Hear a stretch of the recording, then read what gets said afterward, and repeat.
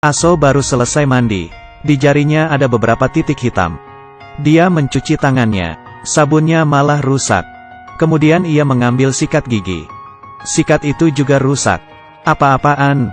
Dia masih menggosok. Tapi titik hitam itu tidak hilang. Aso berpikir sembari berbaring di ranjang. Apakah pada hari itu ia terkena sesuatu?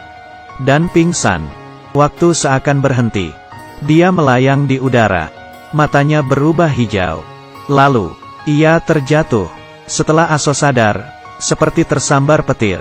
Rambutnya, seperti hidup. Menjadi berdiri. Tidak ada apa-apa, ia panas sendiri. Keesokan harinya bahkan lebih aneh. Si tukang buli merebut tongkatnya. Tidak berhenti mengusili Aso. Dirinya. Kemudian marah.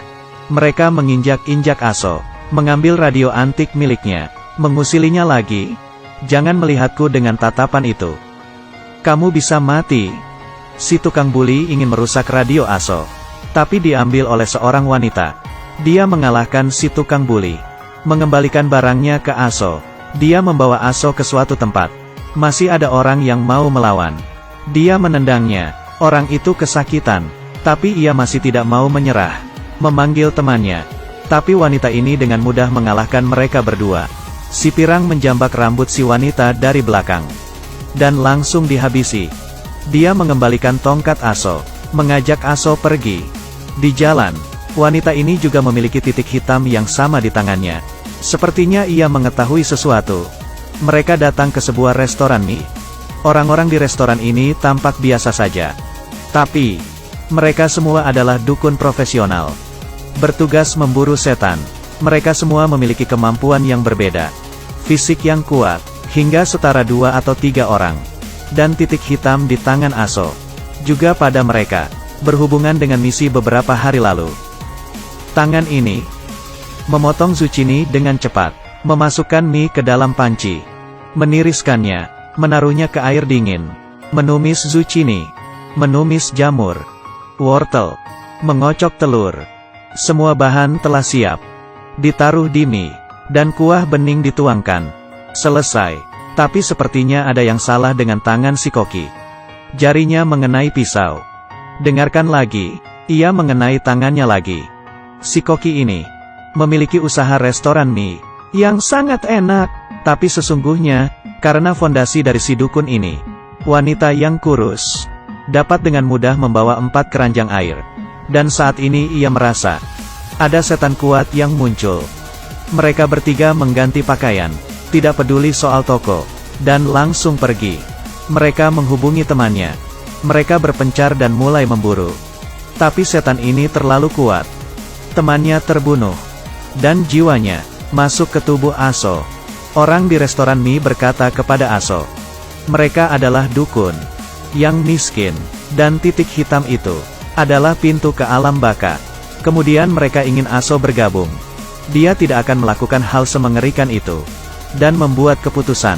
Tapi ketika Aso meninggalkan restoran mie, dia mendapatkan telepon dari Daxiong. Para tukang buli menculik Daxiong. Aso yang pincang mempercepat langkahnya. Saat ia sampai, Daxiong sudah babak belur. Aso memberi usul, biarkan dirinya menggantikan Daxiong. Tapi si tukang buli tidak mau. Mereka ingin si wanita yang menghajar mereka kemarin. Si pirang menamparkan Aso. Kemudian Aso merasa ada kekuatan yang mengaliri tubuhnya. Dalam 3 detik, ia terjatuh. Si pirang marah kepadanya dan memukulinya. Aso muntah darah dan pingsan. Pada saat ini, 3 orang dari restoran mie muncul. Mereka mau membantu Aso. Setiap orang melawan 1 orang. Si paman menghajar seorang. Berhenti di depan mereka. Sekali pukulan, tulang si tukang buli patah. Setelah menghindari dari pukulan, sekali lagi, mematahkan tulang lagi. Dengan pukulan yang bagus, si pirang tidak bisa jatuh. Untuk mengajari mereka, setelah beberapa saat, Bibi menyembuhkan tulang mereka, dan menghapus ingatan mereka. Aso tersadar. Dia melihat dirinya kembali ke restoran mie. Kakinya yang pincang sudah sembuh. Yang disembuhkan oleh Bibi juga. Aso dapat berjalan dengan normal. Dia lari keluar restoran mie. Semakin cepat dan semakin cepat. lari di trek. Sampai ia menangis bahagia. Melihat mereka sudah menyiapkan mie. Mata Aso merah. Keesokan harinya, kursi. Ia mengepalkan tangan. Paman sangat tertarik, membawanya pergi memburu setan. Mereka lari di jalan. Lebih cepat daripada bus. Sangat cepat. Mereka sampai di tujuan mereka. Aso menemukan sekantong makanan. Dan seorang anak kecil. Tidak jauh dari lantai. Ada seorang wanita yang membunuh seorang pria dengan bantal. Aso ketakutan. Aso membuka pagar besi. Kali ini, paman datang. Dia menghentikan si wanita. Aso khawatir dengan si anak yang pingsan.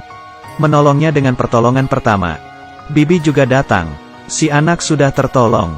Si pria yang terbaring. Ternyata adalah setan. Ia sering memukuli istrinya.